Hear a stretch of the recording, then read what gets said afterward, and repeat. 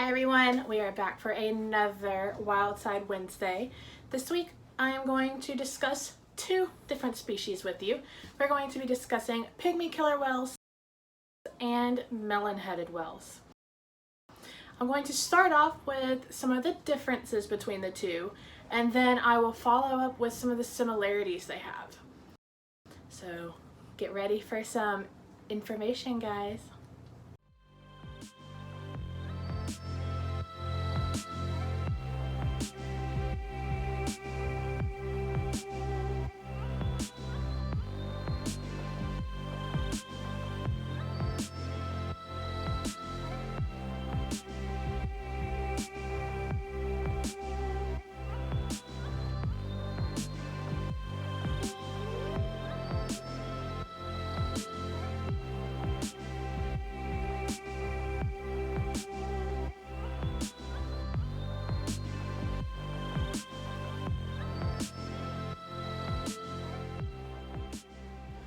Alright, so pygmy killer whales are actually the smallest cetacean that has whale in its name.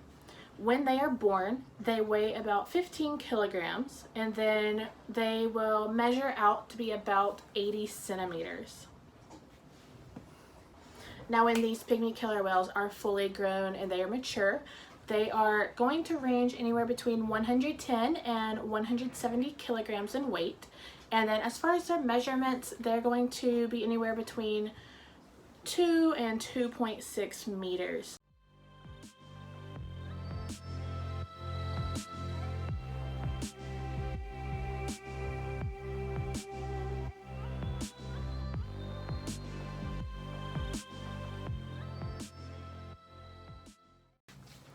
Now when our melon-headed whales are born, that calf is going to weigh about 15 kilograms and measure out to be about 1 to 1.2 meters. So a little bit larger in length than what our pygmy killer whales are when they are born.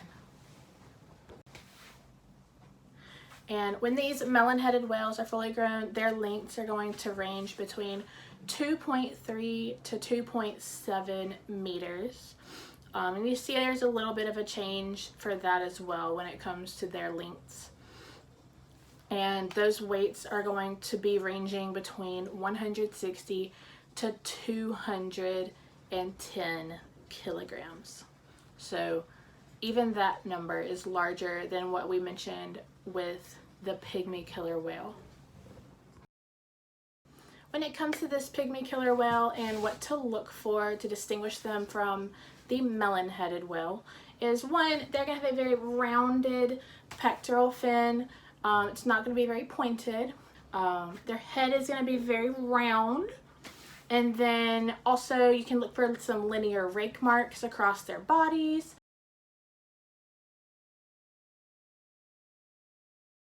They will not have a dark mask on their face. One of my favorite features about pygmy killer whales is that when they roll over on their backs and they show us a belly, you will see a nice white patch. And then also if they ever do like a little spy hop where they just kind of poke their head up out of the water, you'll notice a little white smile.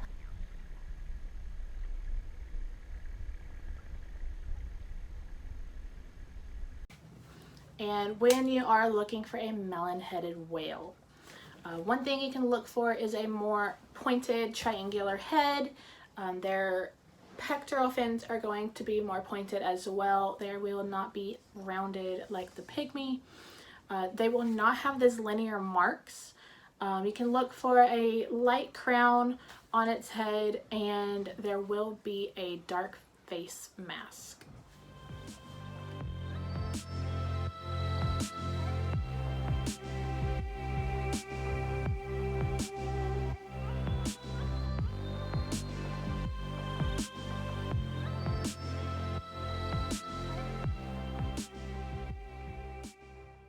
Both of these species are one of the least known species around the world, but they are very well known here in the Hawaiian Islands as far as being studied and watched.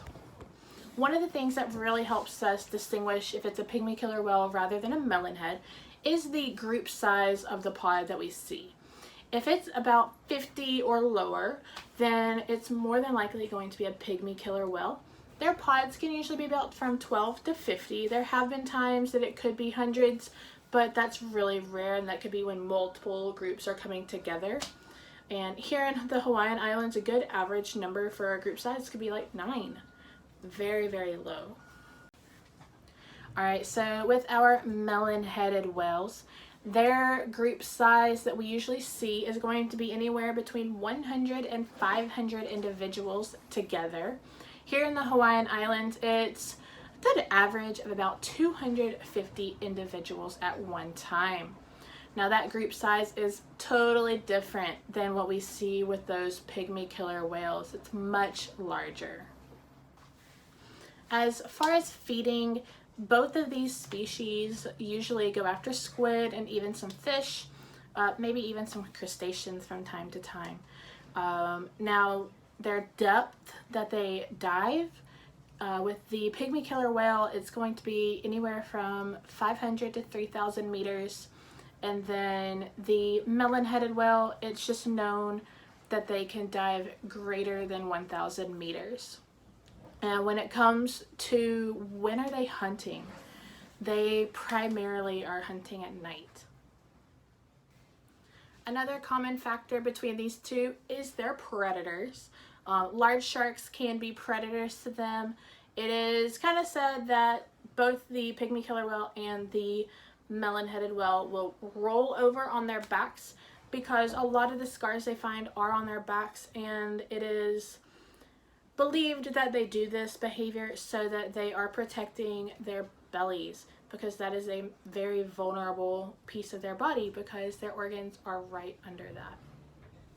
And then another common predator that they might have is the killer whale, because they are larger than them and they can be found in some of the waters that these guys are found in.